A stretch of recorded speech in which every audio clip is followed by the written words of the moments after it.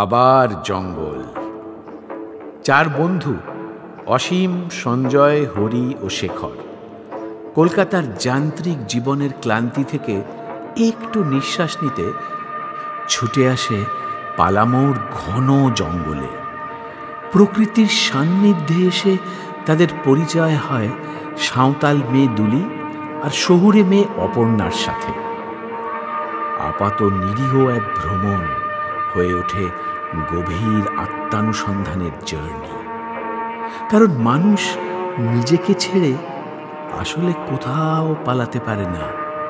তাই অরণ্য যেন হয়ে ওঠে এক আয়না, যেখানে প্রতিফলিত হতে থাকে চার বন্ধুর চারটি ভিন্ন জীবন।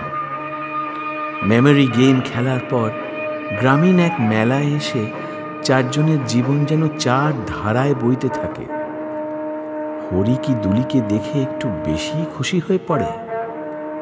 বেড়াতে এসেও শেখরকে জুয়ার নেশা কেন এত টানছে?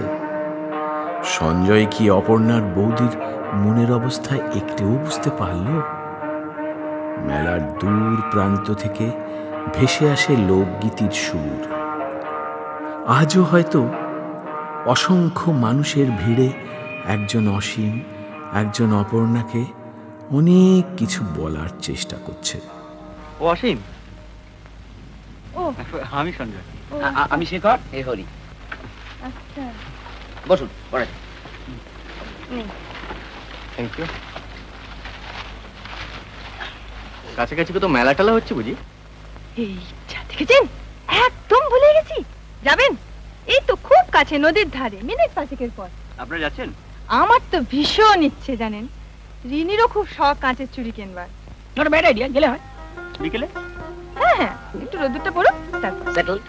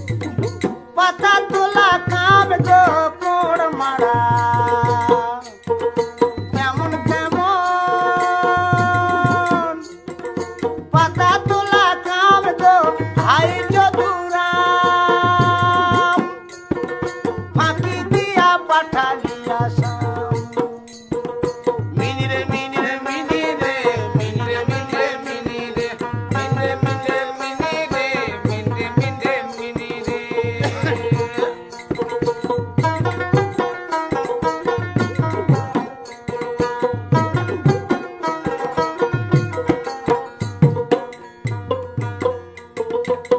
এক পয়সার পুঁথি মা